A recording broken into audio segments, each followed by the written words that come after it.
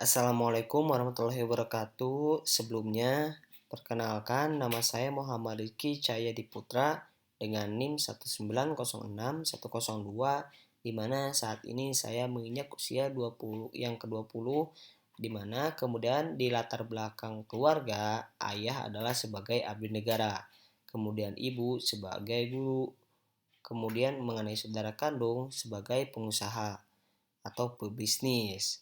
Nah, kemudian asal daerah saya lebih tepatnya berada di Garut Kota, Kecamatan Garut Kota, Kabupaten Garut, Provinsi Jawa Barat. Nah, kemudian domisili saat ini saya tepatnya berada di kampung halaman, di Kampung Konang Rege, berada di rumah orang tua. Nah, kemudian di sini bagaimana jika berbicara mengenai belajar, di sini ada beberapa hal. Bagaimana karakter dan cara Anda dalam belajar? Tentunya cara saya dalam menanggapi belajar, nah salah satunya adalah menggunakan beberapa teknik. Salah satunya adalah teknik Pomodoro dan tentunya juga dengan memanage sebuah waktu belajar. Jadi di mana kita harus ketika belajar kita harus mempunyai target apa yang akan kita capai selama jam belajar tersebut. Misalnya, ketika kita belajar selama 2 jam, maka kita harus target dulu selama 2 jam kita akan melakukan hal apa sehingga konsisten dan tujuan dan target akan bisa tercapai sedikit demi sedikit, ya.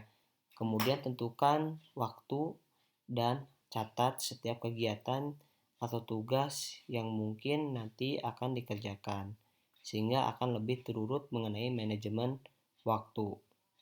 Kemudian bagaimana Anda memahami materi dari dosen?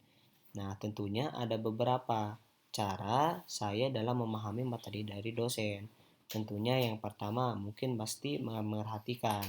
Kemudian yang kedua mengevaluasi ulang dari materi yang telah dijelaskan oleh dosen. Kemudian yang ketiga mungkin akan mencari referensi seperti di Google, di YouTube, di jurnal, dan masih banyak yang lainnya. Nah, ketika sudah itu, saya akan coba praktik atau jelaskan kepada diri saya sendiri dan akan mencoba jelaskan hal-hal yang baru di luar dari pemahaman atau materi yang diberikan oleh dosen. Nah, kemudian bagaimana Anda saat belajar sendiri?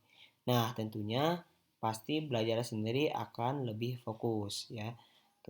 Biasanya saya ketika belajar sendiri itu menjadi lebih fokus, tetapi belajar sendiri akan terasa jenuh jika dilakukan secara terus-menerus. Maka dari itu harus adanya refresh dengan contohnya belajar bersama teman. Seperti itu. Nah, kemudian bagaimana Anda saat belajar dengan rekan sekelompok?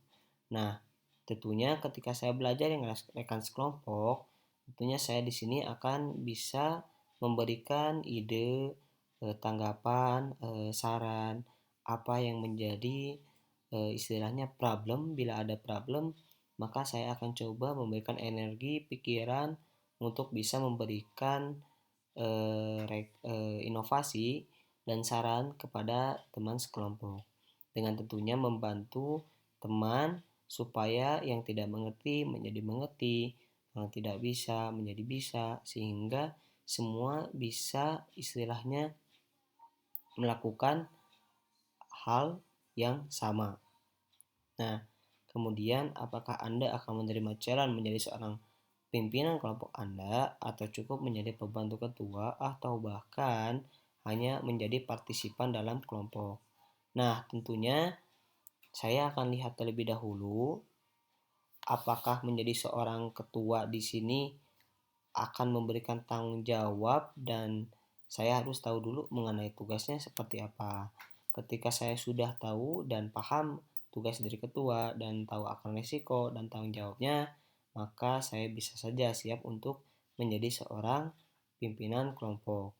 Nah, adapun saya misalnya kurang memahami apa dari tugas ketua dan belum punya rasa cukup tanggung jawab, nah maka di sini saya bisa menjadi sebagai pembantu ketua untuk nantinya bisa belajar dari ketua bagaimana cara memimpin sebuah kelompok atau bahkan hanya menjadi partisipan kelompok. Nah, tentunya untuk menjadi partisipan tidak masalah, bisa memberikan dampak yang lebih baik gitu ya. Tetapi jika ada kesempatan untuk menjadi kelompok, maka saya akan gunakan hal tersebut untuk bisa mengembangkan sosok kepemimpinan. Nah, seperti itu. Terima kasih sebelumnya. Wassalamualaikum warahmatullahi wabarakatuh. Waalaikumsalam warahmatullahi